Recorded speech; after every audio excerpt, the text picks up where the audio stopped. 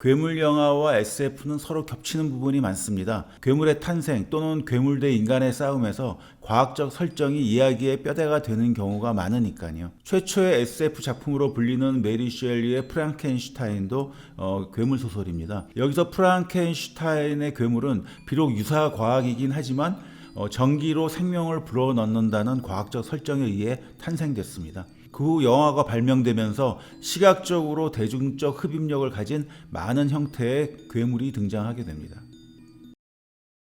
괴물이 등장하는 영화엔 대표적인 클리셰가 있습니다. 이것은 공포 영화에서도 비슷하게 작동하는데 평화로운 분위기에서 시작돼 여러 암시와 징후들에 의해 긴장이 고조되는 방식입니다. 그러다가 괴물이 모습을 드러내면서 절정을 향해 치닫게 되는데 마지막에 이르러 죽은 것으로 여겨졌던 괴물에게 다시 한번 공격받는 반전이 있습니다. 괴물 영화에 등장하는 괴물들은 그 생겨난 기원이나 이유에 따라 몇 가지 유형으로 나눌 수 있습니다.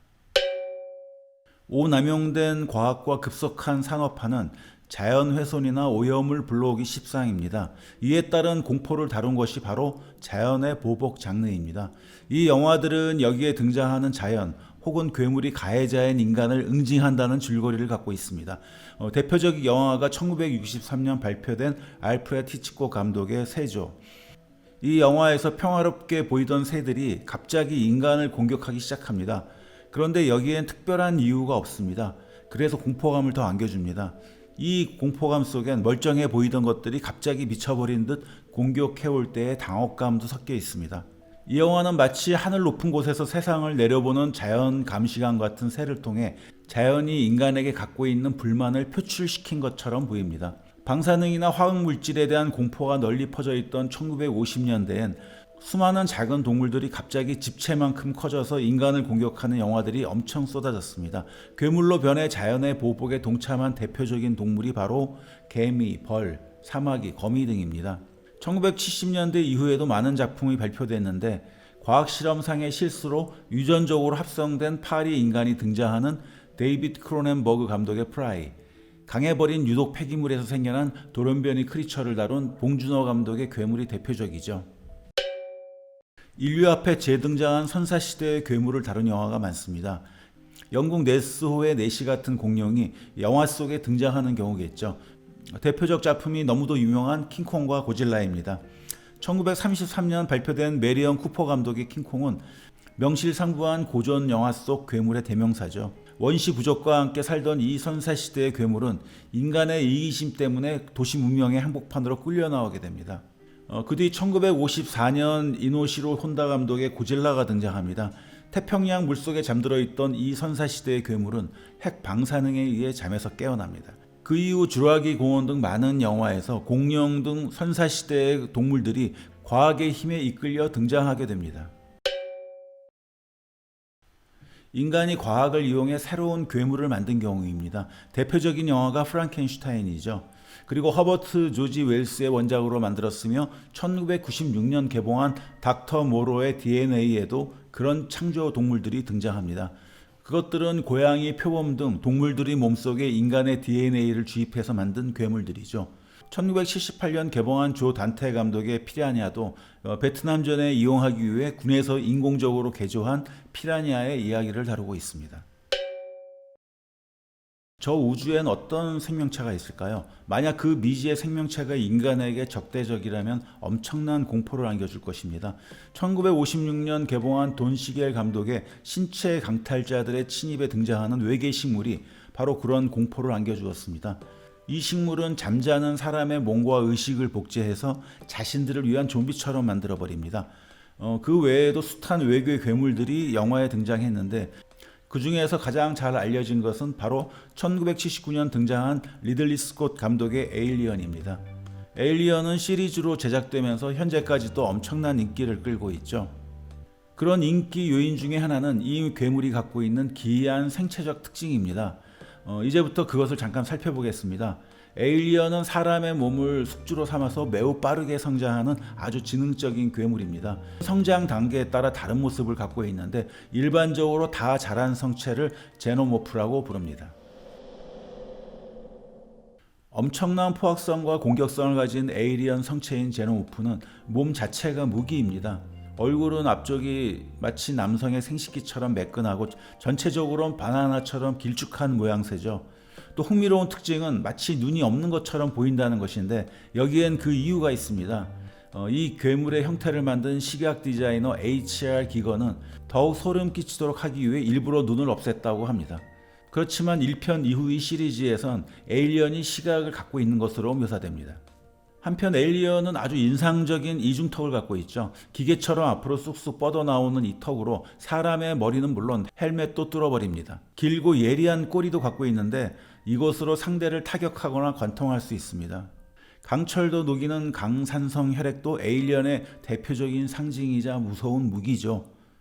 이 혈액의 세례를 받으면 생명체든 뭐든 다 녹아버리기 때문입니다.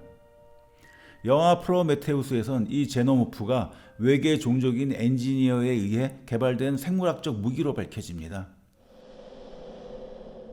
에일리언은 성체 외에 성장 단계별로 여러 유형을 보여주는데 그 중 하나가 페이스허거입니다.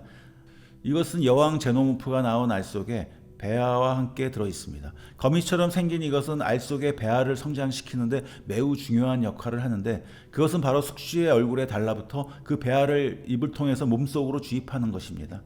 따라서 이놈들은 알 속에 잠들어 있다가 알 주변에 숙주로 삼을 만한 생명체가 나타나면 깨어나서 행동을 개시합니다. 일단 이놈이 얼굴에 붙으면 떼어낼 방법이 없습니다. 수술로 떼어내려면 산성피로 인해 숙주가 된 사람은 물론 시술한 사람도 죽을 위험에 처하게 됩니다. 페이스허거가 숙주의 몸에 주입한 배아가 어느 정도 자라면 체스트 버스터가 됩니다. 성체가 되기 직전의 괴물이라고 보면 됩니다.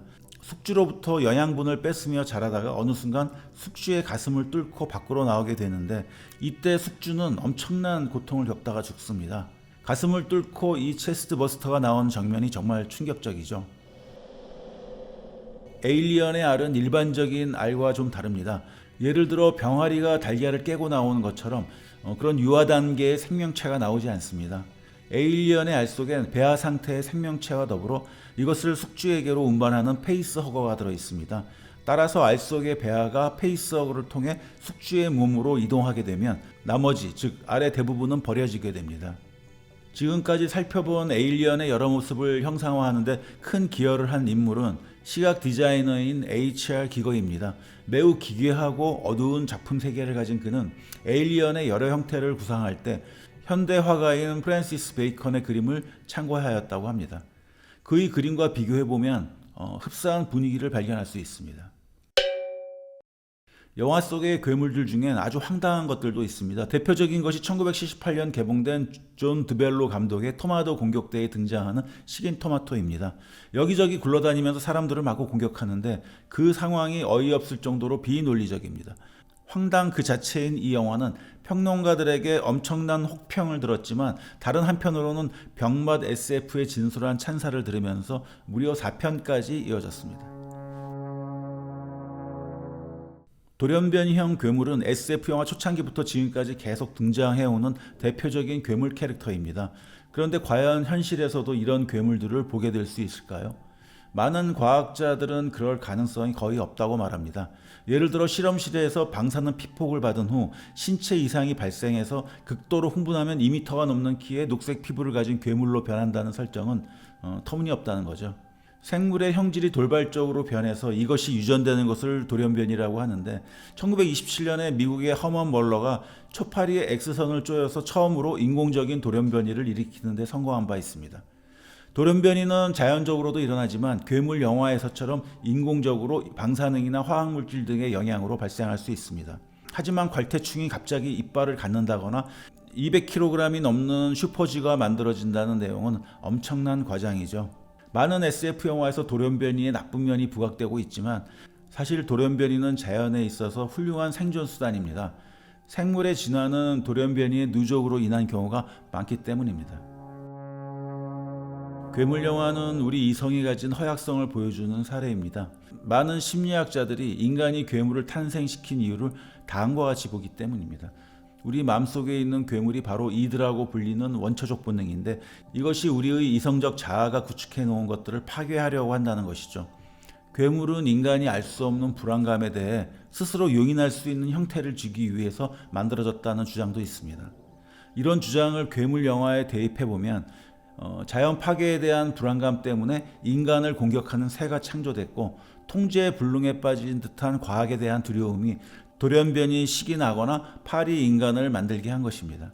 이런 측면에서 보자면 앞으로 인간이 무엇에 불안감이나 공포심을 느끼느냐에 따라서 영화 속 괴물의 모습은 그 모습이 달라질 것입니다.